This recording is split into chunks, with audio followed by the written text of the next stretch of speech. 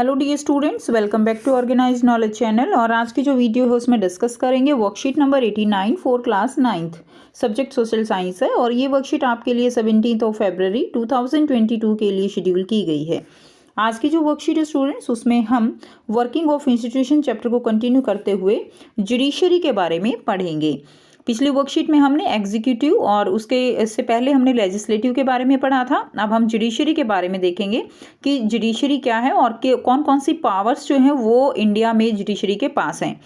सो worksheet शुरू करने से पहले प्लीज़ चैनल को सब्सक्राइब कर दीजिए, बेल आइकन को भी प्रेस कर लो ताकि आपको आने वाली वीडियोज़ की नोटिफिकेशन वो समय से मिल जाए। सो देखिए क्या दिया गया है। All the courts at different level in a country put together are called the judiciary. जितनी भी लेवल की जो कोर्ट हैं कंट्री में, उन सभी को एक साथ क्या बोला जाता है, उनको जुडिशरी कहा जाता है। It consist of a supreme court for the entire nation, high court in the state, district court and the court at local level. इसमें जो है देखिए सबसे हाई लेवल पे, टॉप लेवल पे क्या है, सुप्रीम कोर्ट है, ठीक है, पूरे देश के लिए। हाई कोर्ट्स हैं स्टेट्स में, डिस्ट्रिक्ट कोर्ट्स हैं, और जो लोकल लेवल है वहाँ पर लोकल कोर्ट्स भी हैं, और सभी को इकट्ठे बोला जाता है judiciary. India has an integrated judiciary, that means supreme court control the judicial administration in the country. India में जो है इंटीग्रेटेड जुडिशरी सिस्टम है, क्योंकि यहाँ पर जो सुप्रीम कोर्ट है वो कंट्री के जितने भी जुडिशियल एडमिनिस्ट्रेशन है उसको कंट्रोल करता है। यानी सुप्रीम कोर्ट के पास जो है सुप्रीम पावर है। An independent and powerful judiciary is considered an essential for democracies. Independent and powerful judiciary जो है वो आप कह सकते हो कि एक बहुत ही डेमोक्रेसी के लिए असेंशियल है। The supreme Court of India can hear any of this dispute. अब जो सुप्रीम कोर्ट है इंडिया की, वो इनमें से कोई भी डिस्प्यूट जो है उसको सुन सकते हैं।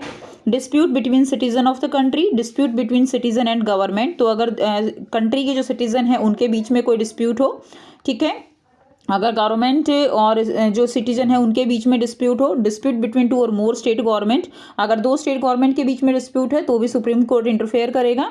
Dispute between the central and state government, central and state government का डिस्प्यूट है, it is the apex body for appeal in criminal and civil case, ठीक है। जो क्रिमिनल एंड सिविल केस हैं उसमें भी यहाँ पे अपील की जा सकती है। It can also here against the High court verdict, ठीक है। So it can also here against the High court verdict, यानी अगर हाई कोर्ट जो उच्च न्यायालय होता है, हाई कोर्ट होता है, उसका अगर कोई फैसला आ चुका है तो उसके खिलाफ भी जो सुप्रीम कोर्ट है वो एक्शन ले सकता है, ठीक है। अगर सुप्रीम कोर्ट को लगता है कि वो फैसला जो है वो प्रॉपर नहीं दिया गया है, पॉजिटिव नहीं है, ठीक है, अकॉर्डिंग टू द केस, तो उसमें भी वो इंटरफेयर कर सकते हैं। नेक्स्ट देखिए, interdependence of the judiciary. This means that the judiciary does not function under the control of the legislature और द एग्जीक्यूटिव। यानी जो जुडिशरी है वो लेजिस्लेटिव या एग्जीक्यूटिव उसके अंडर काम नहीं करते हैं, ठीक है। यानी ये जो जुडिशरी है ये एक बिल्कुल आप कह सकते हो फ्री बॉडी है। Therefore, court are not subject to the legislature and the executive in all modern democratic countries. यानी इसलिए क्या है कि जो भी आप कह सकते हो मॉडर्न डेमोक्रेटिक कंट्रीज़ हैं उनमें जो जुडिशरी है वो लेजिस्लेटिव और जो एग्जीक्यूटिव है उसके अंडर नहीं होती है। The president of India appoint the जजेस of the supreme court and high court of the country. जो प्रेसिडेंट है इंडिया का वो जो है क्या करते हैं, अपॉइंट करते हैं जजेस को, सुप्रीम कोर्ट और हाई कोर्ट के जो कंट्री के जज हैं उनको अपॉइंट उनका काम है करना। Now normally only the most senior जजेस of the supreme court is appointed as the chief justice. Normally होता क्या है कि जो सीनियर जजेस होते हैं, जो बहुत ही आप कह सकते हो एक्सपीरियंस होते हैं, उन्हीं को इन पोस्ट होती हैं उनके लिए सेलेक्ट किया जाता है। Once a person is appointed as a judge of the Supreme Court or High Court, it become also almost impossible to remove him from his post. और एक बार सुप्रीम कोर्ट या हाई कोर्ट के जज को appoint कर लिया जाता है तो ये लगभग इम्पॉसिबल होता है उनको हटाना उनकी उस पोस्ट से। A motion of no confidence has to be passed by a separate 2/3 majority in both houses of parliament to remove any judge. और अगर उनको हटाना भी पड़ता है तो उसके लिए दोनों ही जो हमारे हाउसेज हैं, upper house and lower house, उसमें 2/3 मेजोरिटी से जो एक तरह से आप कह सकते हो कि जो बिल जो ये प्रोसीजर होता है उसको पास करना पड़ता है, यानी मेजोरिटी चाहिए उसको हटाने के लिए 2/3 in both the houses. Now next is the judiciary and the constitution of India. अब बात करते हैं जो जुडिशरी है और इंडिया का जो कॉन्स्टिट्यूशन है उसका क्या रूल है। The supreme court and the High Court have the right to interpret the constitution of the country. Supreme Court और हाई कोर्ट जो है ये क्या करते हैं, इनको जो कॉन्स्टिट्यूशन है उसको एक तरह से इंटरप्रेट करने का अधिकार प्राप्त है। If the judiciary feel that any legislation of the legislature or any executive action is against the constitution, it can declare such legal action invalid at the center and state level।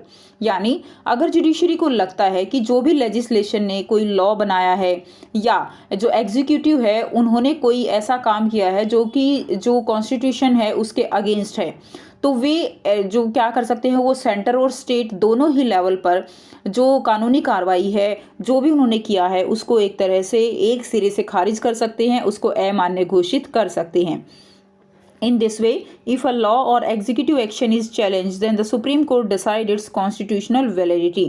और इस तरह से अगर कोई भी कानून या execution की कोई भी कार्रवाई जो है उससे अगर चुनौती मिलती है तो जो सुप्रीम कोर्ट है वो चेक करता है कि वो जो कॉन्स्टिट्यूशन है उसके अकॉर्डिंग है या नहीं है। We know this as judicial review, और इसको हम क्या कहते हैं, इसको हम जुडिशियल रिव्यू कहते हैं। The supreme court has also ruled that parliament can not change the fundamental principles of the constitution. ठीक है, Supreme Court also ruled that the Parliament cannot change the fundamental principle of the Constitution। जो supreme court है उसने ये भी आप कह सकते हो कि फैसला एक तरह से दिया है कि जो संसद है, पार्लियामेंट है, वो जो हमारा कॉन्स्टिट्यूशन है उसके जो बेसिक फंडामेंटल जो प्रिंसिपल्स हैं उनको जो है चेंज नहीं किया जा सकता है। Next is judiciary and fundamental rights. The Indian judiciary protect the fundamental rights of citizen. ठीक है, इंडियन जुडिशरी जो है वो जो सिटीजन है उनका जो फंडामेंटल राइट्स है उनको भी क्या करती है, प्रोटेक्ट करती है।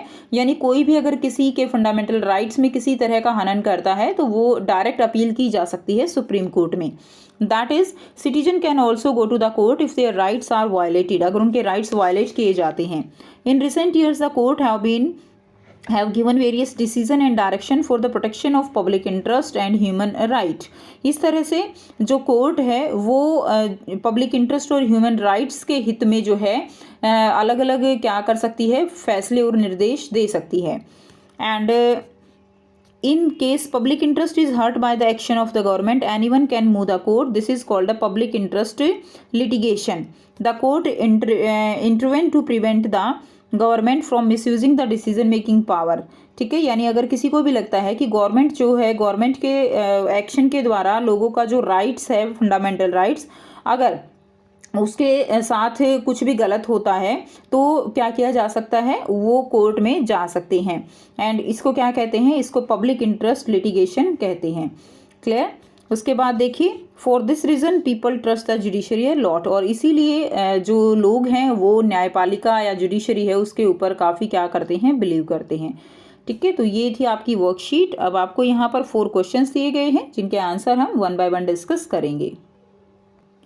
फर्स्ट क्वेश्चन है, what is judiciary, which court are included in it. Judiciary क्या है और विच कोर्ट जो है कौन सी कोर्ट इसमें इंक्लूड होती हैं। सो आंसर रहेगा the group of court at various level present in India are collectively called the judiciary. जो अलग अलग कोर्ट हैं अलग अलग लेवल पे वो सभी इसके अंडर आते हैं। The judiciary consist of the supreme Court, High court of the state, district court and local level court. तो जुडिशरी जो है उसमें Supreme Court, High Court, district court, local level court ये सभी इंक्लूड हैं।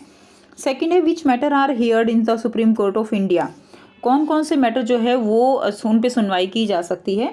फर्स्ट रहेगा dispute between the citizen of the country, second dispute between government and citizen, third रहेगा dispute between state government and centre and state government, and fourth रहेगा it is also the highest appellate court. ठीक है, highest जो है यहाँ पे आप कह सकते हो कि सबसे जो टॉप लेवल की कोर्ट है जहाँ पर अपील की जा सकती है वो सुप्रीम कोर्ट है।